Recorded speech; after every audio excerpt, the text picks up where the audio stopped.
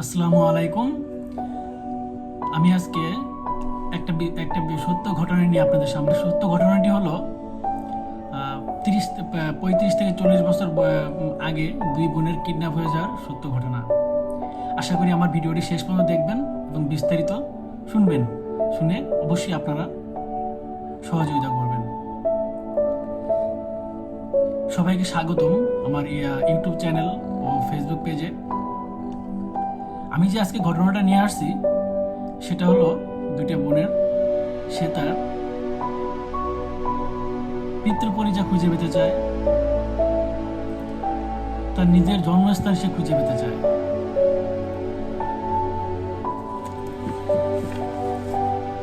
আমার সাথে ফেসবুকে একজনের পরিচয় পাকিস্তানের, তার নাম ছিল মুদাসসির চিমা।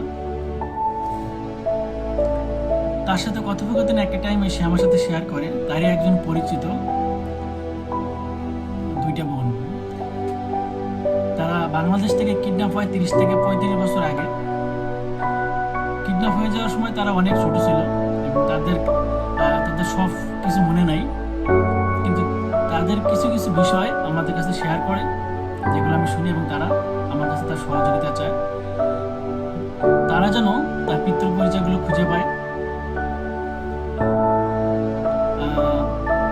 তারা ফিরে পেতে চায় তার আপন ঠিকানা, তার জন্মস্থান, তার বাবা মা বেঁচে আছে কিনা তারা এখনো, দুইটা বোন এখনো জানে না। প্রতিটা মানুষেরই ইচ্ছা থাকে তার নিজ জন্মভূমিতে ফিরে যাওয়া। তাদের প্রবল ইচ্ছা, তারা 35টা বছর ওদের আগ্রহে আছে তারা যেন তাদের নিজ মাতৃভূমিতে ফিরে যেতে পারে। তাদের পিতামাতা বেঁচে আছে কিনা, তাদের আত্মীয় স্বজন বেঁচে আছে কিনা, তাদের জন্ম ভিটাটা আছে কিনা তারা এখনো জানে না। তো যাই হোক, মুদাসসির চিমার সাথে আমার দীর্ঘ সময় কথা হয়। আমি হিন্দি বা উর্দু পারি না, তখন আমার ওয়াইফ তার সাথে উর্দুতে কথা বলে সে আমার ওয়াইফের সাথে বিস্তারিত এই বিষয়ে কথা বলে। তখন তার সাথে আমি কিছু ইংলিশে কিছু কথা বলি। কথা বলার পরে সেও আমার সাথে কিছু বিষয় শেয়ার করে। সে বলে যে তারা দুইটা বোন ছিল, দুইটা বোনকে 30 থেকে 35 বছর আগে, 35 থেকে 40 বছর বয়স আগে তাদেরকে বাংলাদেশ থেকে কিডন্যাপ হয়ে পাকিস্তানে তাদেরকে বিক্রি করে দেয় কিডন্যাপার। তাদেরকে কাজের কথা বলে বা অন্য কোনো বিষয় বলে তাদেরকে নিয়ে যাওয়া হচ্ছিল, তাদের বাংলাদেশ থেকে কিডন্যাপ করে। তখন মুদাসসির চিমা আমার সাথে এই বিষয়গুলো বলে। তখন আমার ওয়াইফের সাথে তাকে কথা বলে দেয়, সে তার বিষয়গুলো বিস্তারিত বলে। তারা যে সময় কিডন্যাপ হয় তখন তাদের কিছু কিছু বিষয়গুলো তাদের মনে ছিল। তার মধ্যে আমি বিষয়গুলো আপনাদের সামনে একটু বলি। যেই দুজন কিডন্যাপ হয় তাদের দুইজনের নাম হচ্ছে, একজনের নাম হচ্ছে ফিরোজা আর আরেকজনের নাম হচ্ছে মানজোরা, দুই বোন।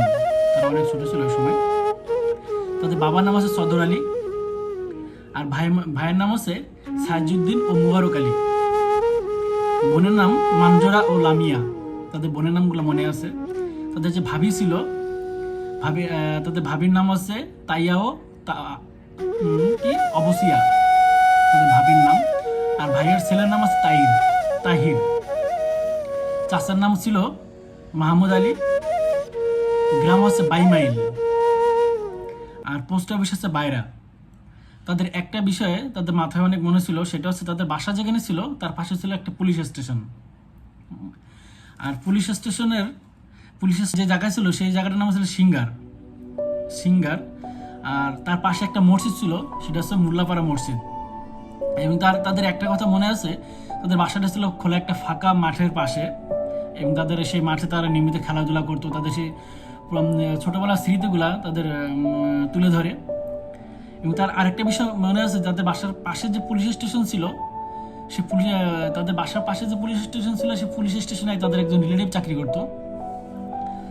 তারই যে চাচা হয়, তার নাম ছিল মজিদ আলী। সে ওই সময় ওই পুলিশ স্টেশনের চৌকিদার ছিল, তার নাম ছিল মজিদ আলী। কিডন্যাপের সময় তারা দুই বোন যে সময় কিডন্যাপ হয় বাংলাদেশ থেকে, তখন ওই পুলিশ স্টেশনের চৌকিদার ছিল ওই মজিদ আলী চাচা, মজিদ আলী চৌকিদার। তাদেরকে সবাই মজিদ আলী চৌকিদার হিসেবে চিনে। আর তাদের যে জেলাটা, সেটা ছিল, জেলাটার নাম হচ্ছে মানিকগঞ্জ।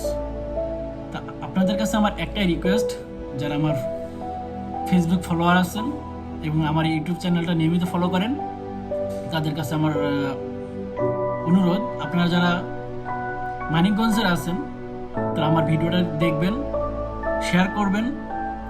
তারা দুইটা বোন, তারা তার নিজ মাতৃভূমিতে ফিরে যেতে, আর